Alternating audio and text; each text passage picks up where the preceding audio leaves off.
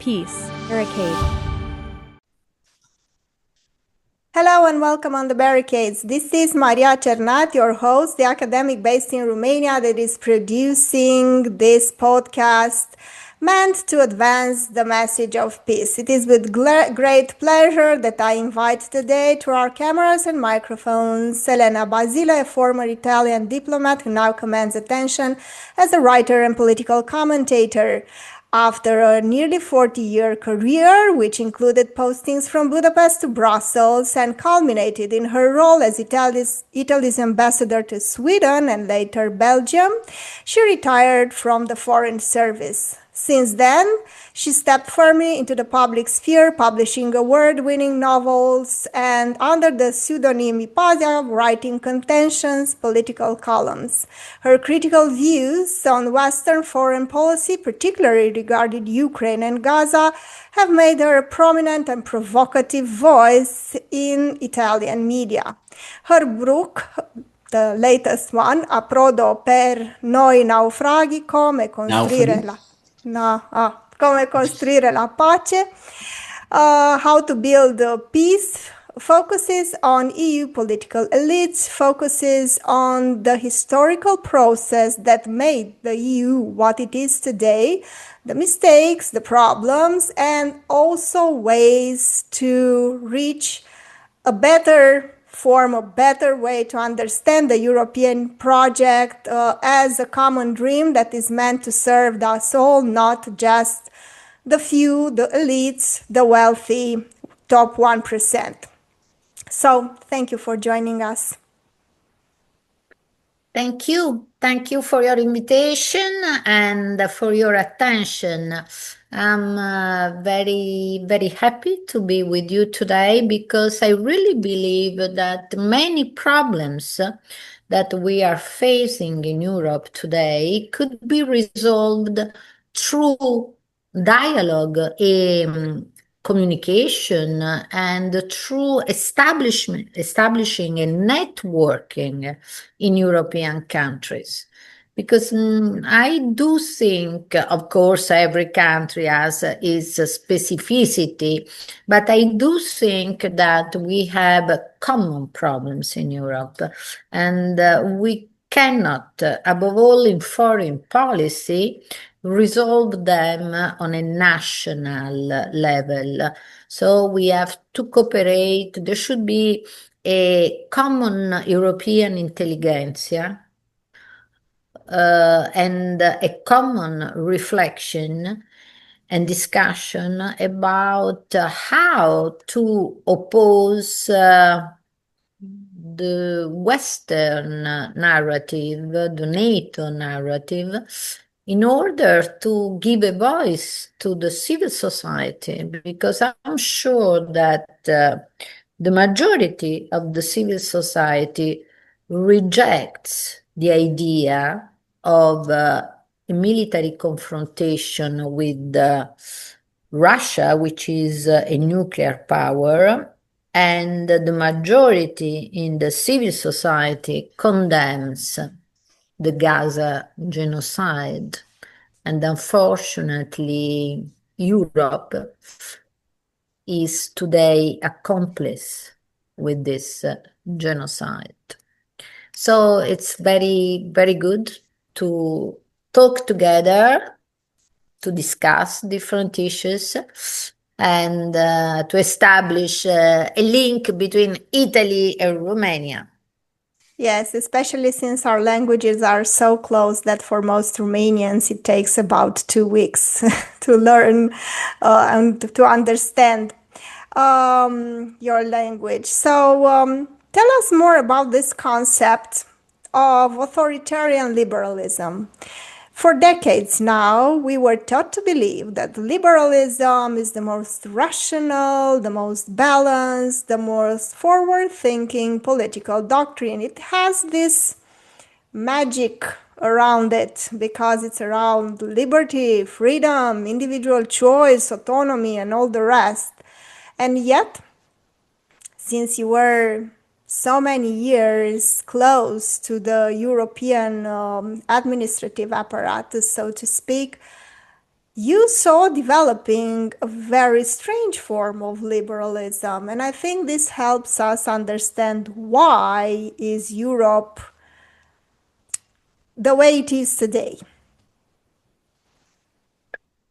Well, authoritarian liberalism is not my expression, is an expression which was used the first time by Hermann Heller in the 30s in Germany. And the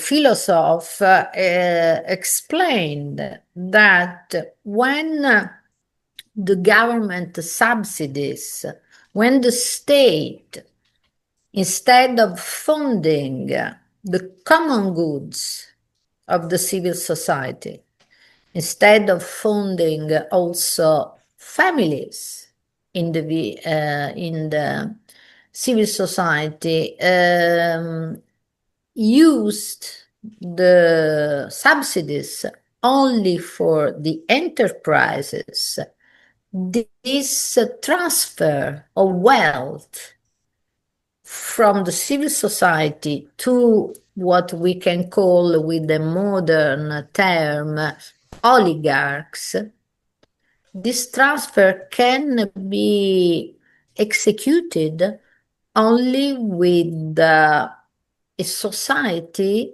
which is not liberal any longer, but it's authoritarian. So this is where the expression was born. And in the book, I wrote this book because I thought it was very important in the post-truth society, in a society where we have a different opinion, a war among parties, movement, prefabricated positions, but there is never a correct use of rationality. I always say that the Aristotelic logic, the principle of non-contradiction, does not exist any longer. So you can say, for example, that Russia makes a war, makes the war with very obsolete instruments, and at the same time, you can say that Russia is going to attack Europe and arrive to Lisbon. This is an Italian journalist who said that. So there is no logic. So I decided to try to indicate in this book, then the reader will tell me if I manage it or not, but my ambition was to indicate all the geopolitical, economical, social, cultural factors that have allowed this transformation of the leading class in Europe. That is, I repeat, is putting the European people in front of a war with a nuclear power and its accomplice of a genocide. I think that if 10 years ago they told us, you will be in this situation in which Germany will say, we are going to build the most important army in Europe. We are going to have a debt, an infinite debt for defense. And this is changing two pillars of the post-war, the second post-war, because Germany had to be disarmed and be a civil power. This was our Western objective. And if they told us that a rhetoric will occupy the entire political and mediatic space, a rhetoric which in Italy recall the fascism. During the fascism, we used to say that we have to have some territories back. We used to say that the boys have to sacrifice for the country, that we have to have again a warrior spirit in the youth. Things that we are hearing in Italy, but also I see in France. No, you know that the chief of the army in France, chief of the armed forces, said that the fathers do not have a fear of sacrificing their children for the country. So I thought it was very important, and as a previous ambassador, I said, this is my field. I can try in a book to make a rational argumentation of all the factors that have brought us to this situation. That was Because there the have been, question. That was the question. What were those factors? Because this didn't happen all of a sudden. And since you were so close to mainstream politics in your country and in Europe, what were the steps that brought us here? well, I cannot, of course, in a conversation talk deeply about these factors, but I can say that, for example, there is an economic development that started in the 80s. We had the golden period of the capitalism from the 50 to the end of 70s, at least in the Western, some Western countries.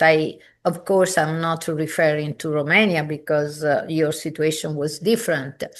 But for Italy, France, Germany, UK, it was the time of the capitalistic accumulation, and at the same time of the major progress from the point of view of social justice. All the rights of the working class were achieved in this period. The right of the workers, the social state, public web, public health, public instruction. There was an incredible progress. And then in the 80s, the liberalism,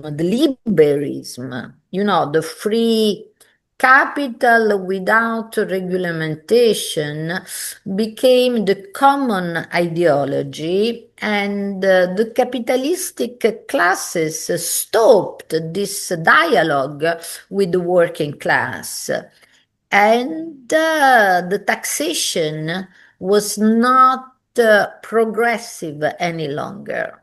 So you had some states that were unable to have the entries from the taxation, because the most important part of the society was not taxed as in the past.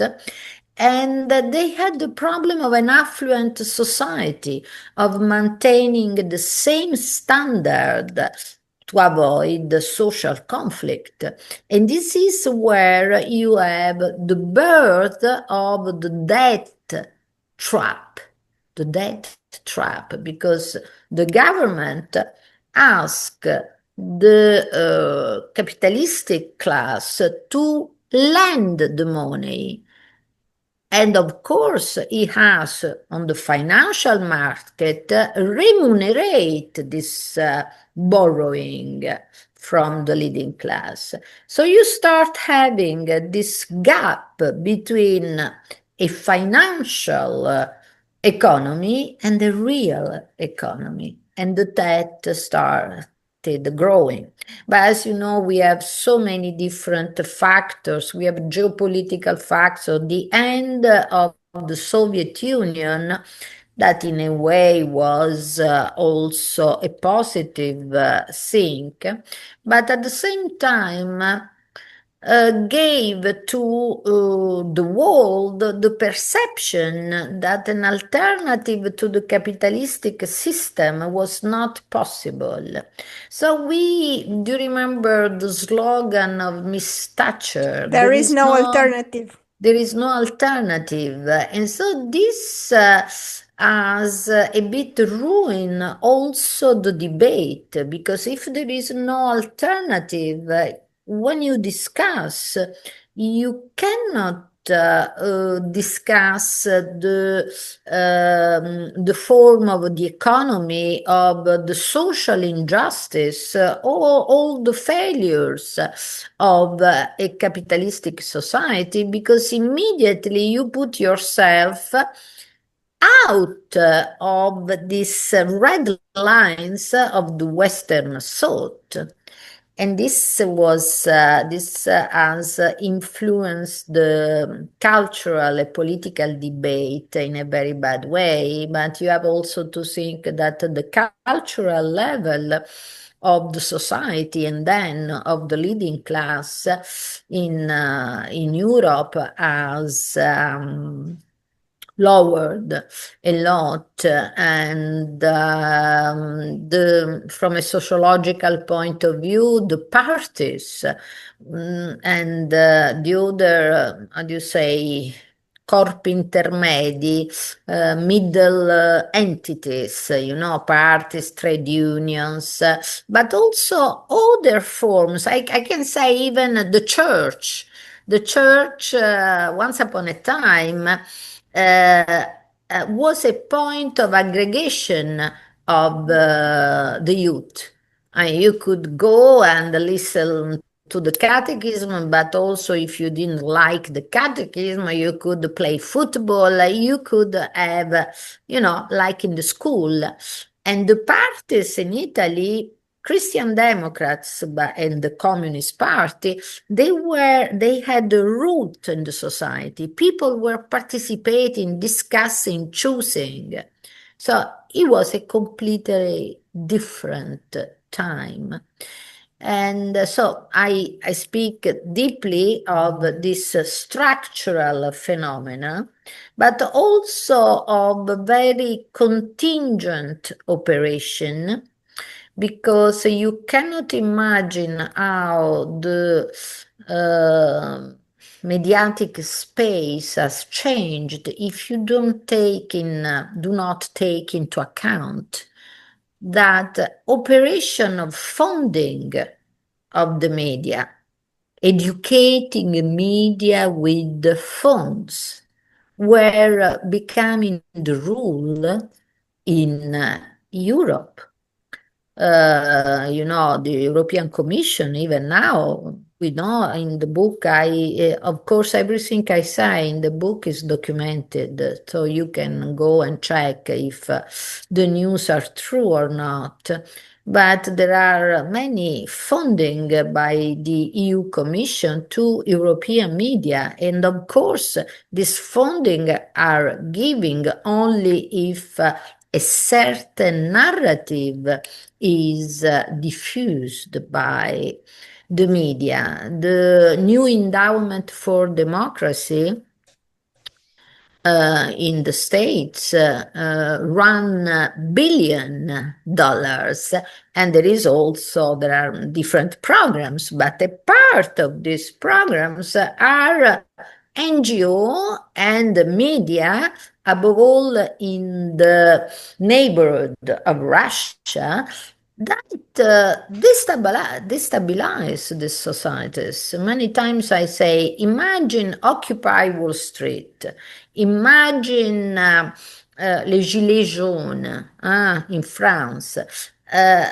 all the movements of dissentiment that we have also in the Western society. Imagine if they had important funds from Russia or from Beijing, this could result in a total destabilization of the society. And this is what we have done with the societies which were close to the neighbors of Russia. And so I'm referring to the orange colored revolutions. Of course, there was a dissentiment. Of course, things were not going well, and the civil society was not happy. But one thing is a protest, another thing is an organized movement from abroad with big funding, because this is not a protest any longer. This is a destabilization of the society. And so I speak about all these factors in the book. This is so sad, and it has the perverse effect that I told you about, because since the European Union was not able to fund the media that would also publish criticism and rational criticism of itself, and it was all narrative peddling, all positive discourses of how great the European Union is and how pluralistic and how fantastic and all the rest on the fringes.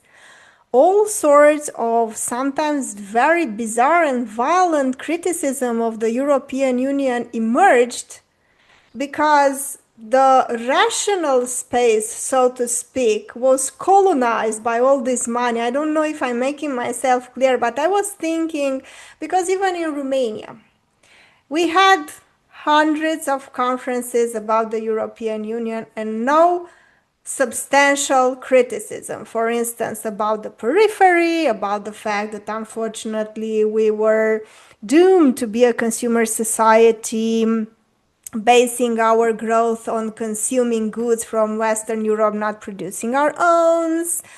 Nothing of that sort.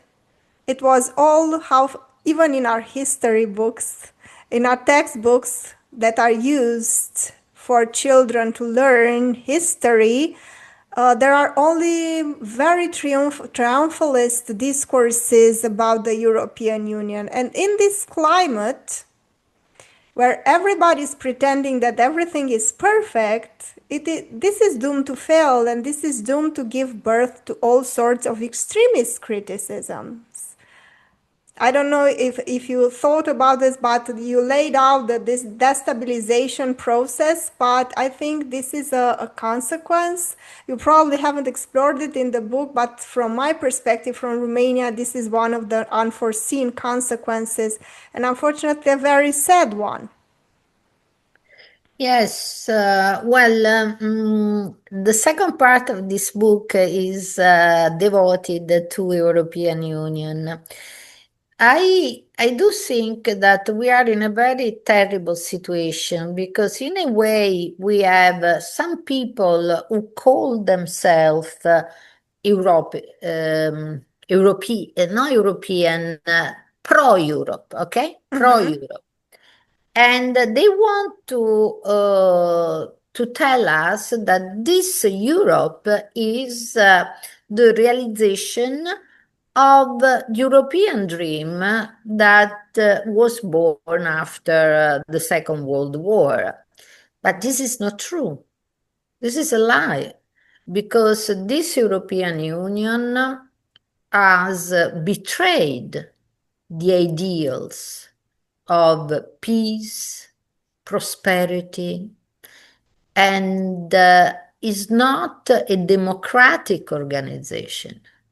In the book, I examine all the institutions, and I try to make clear how the division of powers, legislative, executive, and judiciary, does not exist in the European Union. Montesquieu is not known in Europe.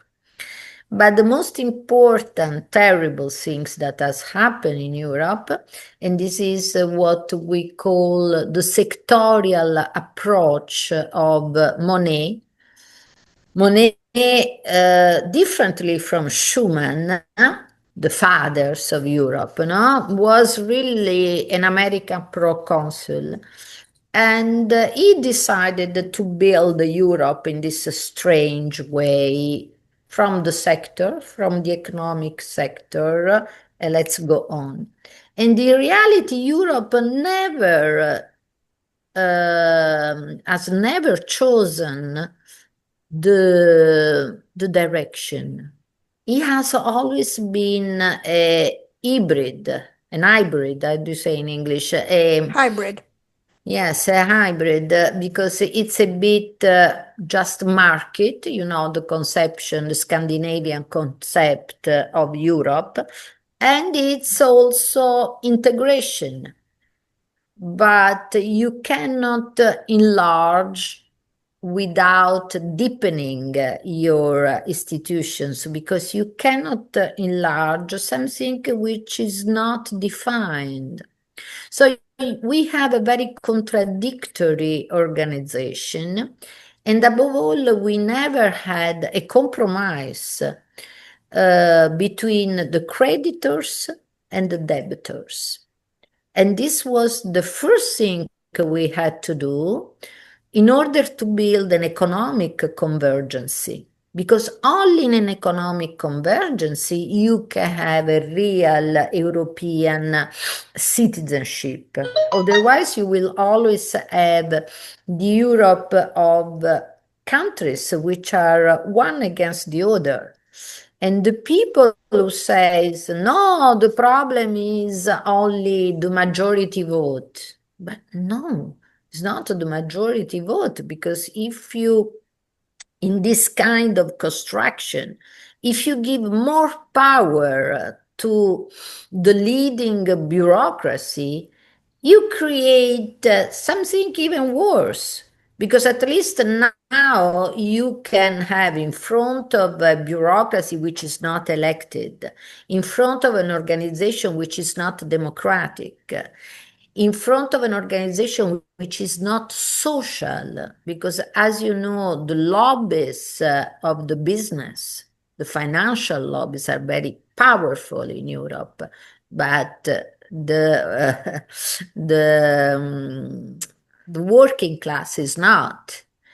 We don't have powerful trade unions that can oppose the policies that are favored by the lobbies, by the financial lobbies, by the lobbies of the weapons, by the military lobbies.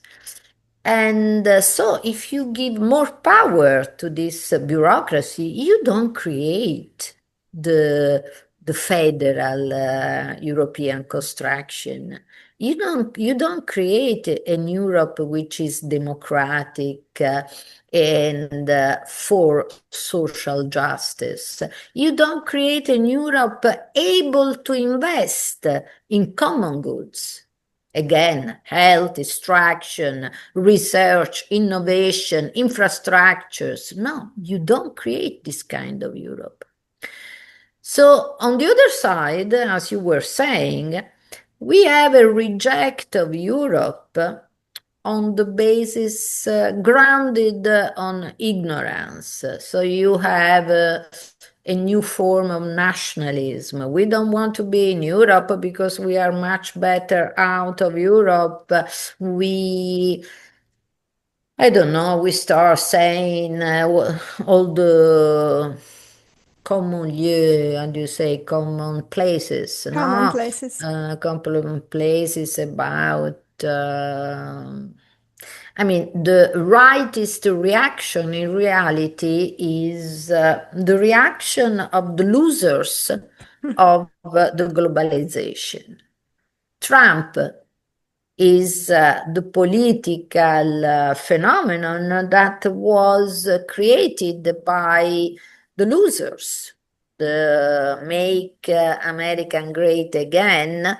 It's are people who have been neglected by this technocratic development of Europe. And then instead of try to go to the deep causes of this failure, they just switched to a nationalism, in the case of the states, the isolationism, and or against some progress that has been done in Europe, which is the protection of minorities. It is true that today the protection of minorities has reached the point which I think nobody can sustain any longer. If you think that in this period where we are facing so many problems, the German parliament voted a law that allows a changing in sex, not one time a year, but many times in a year. So it's almost a joke. So there is this extremism that, of course, has produced a fascist reaction. No, we like the big macho. We are against homosexuals and so on. But this is how do you say in English, a dispute about values, which has nothing to do with the real problem that we are facing today. Should we rewrite the Maastricht Treaty? How far back should we go in order to rewrite or redo the current architecture of the European Union? Well, I think the common market had a logic and was in a way linked to this golden time that we had in Europe. But in the 90s, after the 80s, let's say that the slogans of Reagan and Thatcher were codified in the Maastricht treaties. You know, the free circulation of capitals has in a way avoided the taxation of the capital, because if a state tax the capital run away in another country which is more flexible. And so this has been the first rule that has started the process of deregulation of the economy that has brought a the distance between the financial economy and the real economy. We are losing the industries, we are losing the jobs for ordinary people, and yes, it's quite frightening when you see that the economy is in recession, and then you see that all of a sudden, with the war, with the energetic crisis, the stock exchange start raising up. And really, you understand that there is something really wrong in this capitalistic system, which is grounded on the debt, on the speculation. And I think this is the crisis of the United States. In the book, I speak about the wars, Ukrainian war and Gaza war, Middle East war, as the only card that the Western can play today. It's the card of the force, of the military supremacy, but the hegemony is over. The Western world, compared with the BRICS, compared with China, is withdrawing, is trying to protect himself, because if he starts a competition, an economic competition, we know that China is going to win it. And so this is a terrible moment, because we have a world is dying. which is the Eurocentric world, the Western-centric world. At the same time, you don't see exactly the new world because we have a multipolar world already. This is why Russia is not isolated at all. Russia has demonstrated as many links with other countries and managed to react to the economic war, which started with the sanctions in 2014. But in reality, the dollar stayed with the most important, the only important currency. And we didn't replace this system. You know, Gramsci, an Italian, Yes, thinker, yes, yes. was saying that when a world is dying and another is not yet created, monsters can come. And in my opinion, monsters are the worst, are the substitution of the law with the force. Think what is happening also, not only in Middle East. Middle East is tragic, the genocide of Palestine, and not only in Gaza, because in Gaza they have the alibi Hamas, which was created with the complicity of Israel and the American intelligence. But we have Cisjordania, the West Bank. In the West Bank, there is no Hamas. On the contrary, the National Authoritarian Palestine, PLO, yes. ANP, he has collaborated with Israel, and the result is the same. We have the force. And then if we think about the Israeli attacks to Syria, to Lebanon, to Iran, I mean, this is all out of the international law. And we started in the 90s. Now the West started in the 90s to replace NATO, to replace the OSCE and the United Nations with the NATO. And now Trump is pushing this development to the extreme. If you think, the Venezuela. Yes, definitely. But how do we get out of here? And this is also a question from the co-coordinator of the chapter. He's Hans Hedrich, and he is very much focused on OSCE. And he thinks that one way forward would be to revive this organization if we want to go back to a peaceful resolution of conflicts. Of course, really. In the book, I speak about what are the really interests of the European people. Of course, this war with Russia, to have a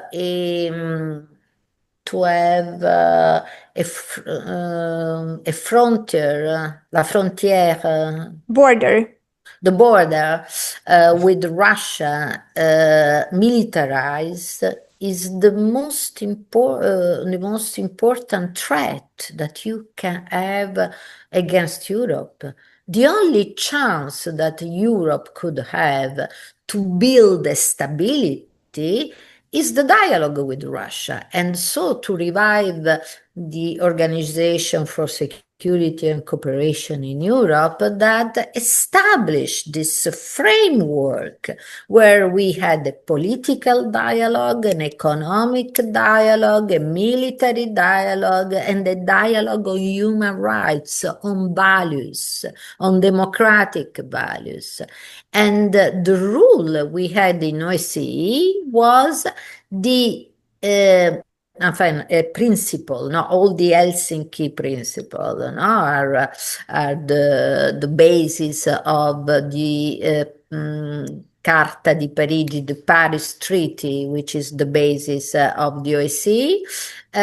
But the Russians are right when they recall the indivisibility of security, which means that no state or alliance can augment its own security at the expenses of another country or another alliance. And the expansionism of NATO, which was decided in 1997, the same year in which Brzezinski, the brilliant American strateg, has written the great chess, no, the great world chess, and has said that the most terrible danger for the power of the state could be the dialogue, the cooperation between Europe and Russia, because we have complementary interest. Okay, in 97, a part of the leading class, the neo-conservative conservative class in the state, decides that the expansionism of NATO, which was exactly the opposite line to have compared with the OSCE. OSCE thought about a stable area between the Euro-Atlantic and the Euro-Asiatic worlds. And we decided that this was not good, and we had to expand, to have an expansion of a military alliance. It's terrible because the rhetoric of the liberal order says NATO is democracy, is human rights, and then every state can enter in NATO, and Russia cannot have a say on that. But this is crazy. This is against every rationality in describing the international dynamics. Because when there is a military alliance, of course, every new entry changes the equilibria that were created and represent a problem that should at least be negotiated with the other countries. No, there is no equilibrium any longer. And then the hypocrisy, because we know very well that if Mexico decided that it wanted to be a friend of China and have a military cooperation with China, of course, we would not accept it. So we have double standard, we have rhetorics which is not grounded on culture and rationality. This is so sad. It's like seeing the barbarian that advances. You know, there is a philosopher, Benjamin, who says that in reality, every act of civilization has always implied also an act of barbarism. And for example, I don't know, the Egyptian pyramids, no, were Pyramids. built were an architectural chef d'oeuvre, but at which price? How many men, human beings, were tortured and died by building the pyramid? Or the United States, great country against the feudal power, and then the United States were created on the genocide of native people. So I think in the book another question, because I think that this is the question that we have to pose ourselves. What do we want to save of our Western story? Where is our modernity? If we have to think about our identity as West, in which we can believe. And I think that there is all a movement in the civil society, in the intelligentsia, in the academy, Not so much in the administration and in diplomacy, unfortunately, but in many parts of the civil society that wants to go back to the humanistic values we had. So, freedom, social justice, dialogue, conflict prevention, mediation against war. I think that in front of a nuclear war, we should consider peace as the condition sine qua non of politics. You know, we have abolished the slavery.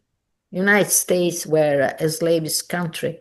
And then all over a sudden, also if the treatment of the Black minority or Latino American minority has always many problems, but we must say that the rejection of slavery is part of the moral Western patrimony, of the moral American patrimony today. And we should have peace as a part of our moral patrimony because we have arrived to a point where we can destroy the existence of the human race on the planet. Yes, these are the two ideas that we try to develop also in our organizations when discussing the path to peace. I see that you are closer to one of the co-coordinators of our small group here, basing your ideas on a more legalistic, so to speak, way of solving problems. Whereas, let me tell you that I think that until we change fundamentally the way of production and until we move towards a different economic system, capitalism is prone to produce this type of violence. It is inherent. And until we are willing to go deeper to the root causes, and this is the way we produce service and goods, and this constant competitive quest for profit production, until we change that, for me, this is a nice and a very, very inspiring discourse. I'm thanking you for it, but I don't really think it's quite realistic. I don't know if you agree. No, but I mean, I am a social democratic, but generally all my friends are have different political position, and I do think that this capitalist regime is really dying. I. I cannot, of course, I studied the Marxism, and there are some wonderful things in the Marx thought. But I could not define myself communist because today I don't know any longer which is the communism. For example, I think that in China, they have still a socialism. They have a market, but this market is used for ends that are decided by the politics, by the state. So, for example, I do think that the West has a lot to learn from China. In the sense that today we should have politics and the state that establishes which is the political line, and of course establishes that in a democratic way with a popular participation. And then the economy, the market can be used, as in China, but for common goods that are decided by the state. This is to be communist? I don't know. I think that the capitalistic system as it is today has to be completely changed and corrected. Today we have the free animals of capitalism. We have lost every ideal of social justice. We don't have a politics that can invest in the common goods of the civil society. So as far as I'm concerned, but I would like to discuss with all different movements and maybe to learn from them. But as far as I'm concerned, I would not be able to to design a new society, a new communist society, because one thing has unfortunately been shown that